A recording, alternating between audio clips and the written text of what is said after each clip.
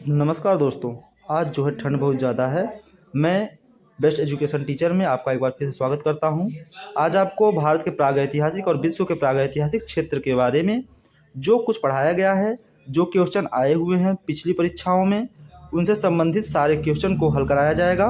सारा क्वेश्चन आपको बताया जाएगा, उसे आप नोट डाउन कर लें और उसे पूरी तरह से तैयार कर लें, क्योंकि वो पिछली परीक्षाओं में भी आए हैं और आने वाली परीक्षा में भी आने की पूरी संभावना है। और कुछ नोट्स जो हैं वो आपको तैयार कराए गए हैं, तो उन्हें आप पूरी तरह से तैयार करें। और इस चैनल को एक बार फिर से लाइक कर दें, सब्सक्राइब कर दें तथा ज़्यादा से ज़्यादा लोगों के पास शेयर कर दें। तो आपका क्लास जो है वो प्रारंभ होने जा रहा है। आप हमारे साथ चैनल पे बने रहें और हमें अपना साथ और सपोर्ट देते रहें और क्लास को एंजॉय करें। एक बार फिर से आपका स्वागत है हमारे YouTube channel best education teacher में। और अभी तक हमने क्या था कि जो भी हमारी पूरी गुहा चित्र हैं और प्रागैतिहासिक क्षेत्र हैं, विश्व के प्रागैतिहासिक क्षेत्र हैं, उनके बारे में हम लोगों ने पढ़ लिया है। अब हम इससे संबंधित क्या क्वेश्चन आपके महत्वपूर्ण हैं, क्या क्वेश्चन आपके महत्वपूर्ण आ सकते हैं आपकी परीक्षा में, आज आज की क्लास और अगली क्लास में ये बताया जाएगा।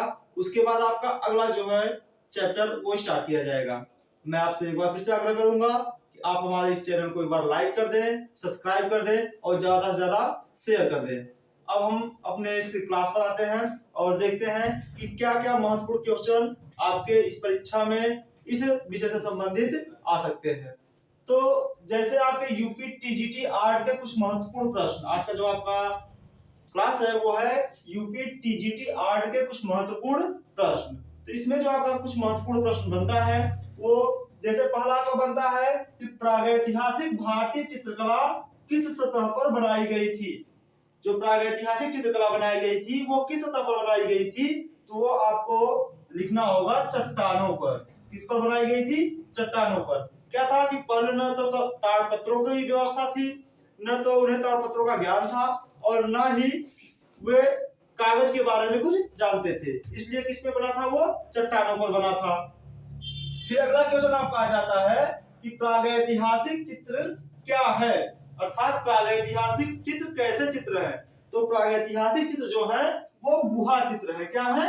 गुहा चित्र। ये आप लोग लिख लीजिएगा अपने कॉपी में, नोट कर लीजिएगा, आपके लिए काफी महत्वपूर्ण क्वेश्चन है ये पिछले टीजीटी परीक्षाओं में आए हुए प्रश्न हैं, जो कि पिछली कक्षाओं में आए थे और कुछ इसमें ऐसे प्रश्न होंगे जो कि आने वाले आपके एग्जाम में पॉइंट ऑफ व्यू से काफी महत्वपूर्ण है और वो आपके आने वाले परीक्षा में प्रश्न में आ सकता है।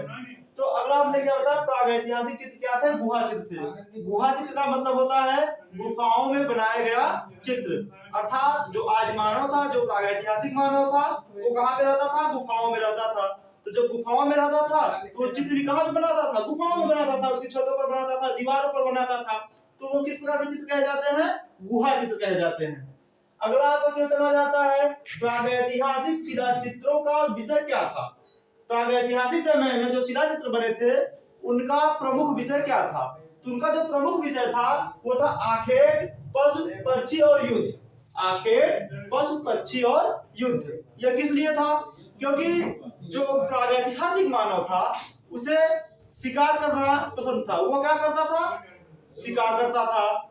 युद्ध, जब वो शिकार करता था तो युद्ध भी होती थी आपस में जब युद्ध होता था और वहां पे वो कहाँ पे रहते थे? जंगलों में रहते थे, गुफाओं में रहते थे, तो वहां से उन्हें पशु पक्षी भी देखने को मिलते थे। तो उनके पास आखेट, पशु पक्षी और युद्ध का ज्ञान था, जिसके कारण वो अपने दीवारों पर, अपने चित्रों पर ज्यादा से ज्यादा आखेट, पशु पक्षी और युद्ध के चित्र क्या करते थे? बनाते थे।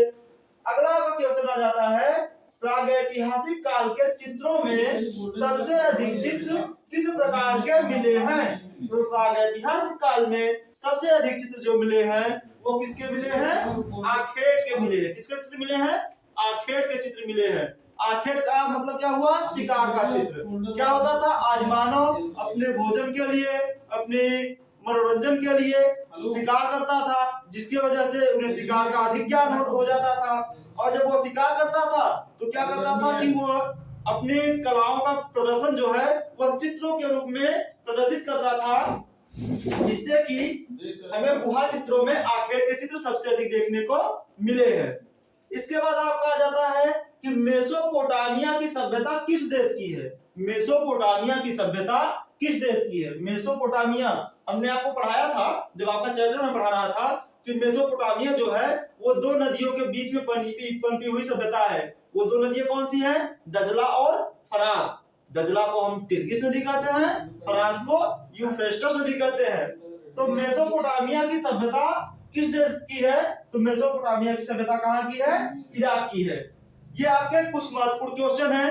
अब और भी अभी क्वेश्चन है जो मैं आगे आपको बताने चल रहा हूं, आप इसको ध्यान से देखिएगा और नोट डाउन करते चलिएगा। अगला क्वेश्चन जो बनता है वो बनता है कि दजला और फरात नदियों के दोआब में पनपी सभ्यता कौन थी। मैंने आपको जब चैप्टर में पढ़ा रहा था तब भी बताया था कि दजला और फरात नदियों के बीच में पनपी सभ्यता मेसोपोटामिया की सभ्यता थी, जिसे अब इराक कहते हैं। यह सभ्यता कहाँ पे है? इराक में है। इसे हम मेसोपोटामिया की सभ्यता कहते हैं। दजला और फरात नदियों के बीच में पनपी सभ्यता कौन सी थी? तो हम मेसोपोटामिया की सभ्यता थी। मेसोपोटामिया जो सभ्यता है वह जो दजला और फरात नदियां हैं उनको हम अंग्रेजी में टिग्रिस तथा यूफ्रेटस नदी कहते हैं। टिग्रिस को हम दजला नदी कहते हैं और यूफ्रेटस को फरात नदी कहते हैं। अगला जो क्वेश्चन है वो है नील नदी घाटी में पनपी सभ्यता है। तो नील नदी घाटी में हमने आपको बताया था कि नील नदी घाटी में जो सभ्यता थी वह थी मिस्र की सभ्यता। कौन सी थी? मिस्र की सभ्यता। मिस्र की सभ्यता को हम अमृत की सभ्यता भी कहते हैं। और नील नदी के अभाव में यह देश पूरा का पूरा रेगिस्तान होता, इसलिए मिस्र देश को नील नदी का उपहार भी कहा जाता है। अगला आपका क्वेश्चन आ जाता है, मैंने भी यही आपको बताया, अमृत की कला किस देश की प्राचीन कला को कहते हैं। तो मिस्र देश की कला को, मिस्र देश की सभ्यता को अमृत की कला कहते हैं। अगला आपका क्वेश्चन आ जाता है सिगिरिया की गुफाएं किस देश में है। सिगिरिया हमने आपको पढ़ाया था कि इसकी गुफाएं कहां पे है? श्रीलंका में है। इसे सिंह गुफा के नाम से भी जाना जाता है। यहाँ पर आज भी कुछ रामायण काल के साक्ष्य देखने को मिलते हैं। कहां पर? सिगिरिया की गुफा में। और यह कहां पे है सिगिरिया की गुफा? सिगिरिया की गुफा जो है वो श्रीलंका में है। इसके बाद आपका अगला आ जाता है सिगिरिया गुफा के चित्र किस चित्रकारी से मिलते जुलते हैं। अर्थात सिगिरिया का जो गुफा है वहां जो चित्रकारी बना हुआ है वह भारत की किस गुफा की चित्रकारी से मिलता जुलता है। तो आपको उसका आंसर देना है कि सिगिरिया गुफा की चित्रकारी अजंता गुफा से मिलती जुलती है। किससे मिलती जुलती है? अजंता की गुफा से मिलती जुलती है। तो ये कुछ आपके महत्वपूर्ण क्वेश्चन हुए जो कि इस क्लास में आपको बताया गया। अभी इस चैप्टर से कुछ और भी महत्वपूर्ण क्वेश्चन हैं जो कि आपको अगले क्लास में बताया जाएगा, और आप इस क्लास को पूरा ध्यान से देखें और जितने भी क्वेश्चन आपको बताए जा रहे हैं उसको नोट डाउन कर लीजिए, क्योंकि ये पिछली परीक्षाओं में पूछे गए हैं और आने वाली परीक्षाओं में आपसे पूछे जा सकते हैं। तो इस पे आप विशेष ध्यान दीजिएगा और हमारे इस चैनल को एक बार लाइक सब्सक्राइब जरूर कर दीजिएगा और ज्यादा से ज्यादा शेयर कीजिएगा। इसलिए आपकी ये क्लास, अभी एक क्लास और बची हुई है, उसमें अभी कुछ क्वेश्चन और बचे हुए हैं जो आपको कंप्लीट कराए जाएंगे। जय हिंद। दोस्तों, आप बेस्ट एजुकेशन टीचर चैनल को अपने YouTube पर एक बार लाइक कर दें, सब्सक्राइब कर दें और ज़्यादा से ज़्यादा लोगों के पास शेयर कर दें। जय हिंद।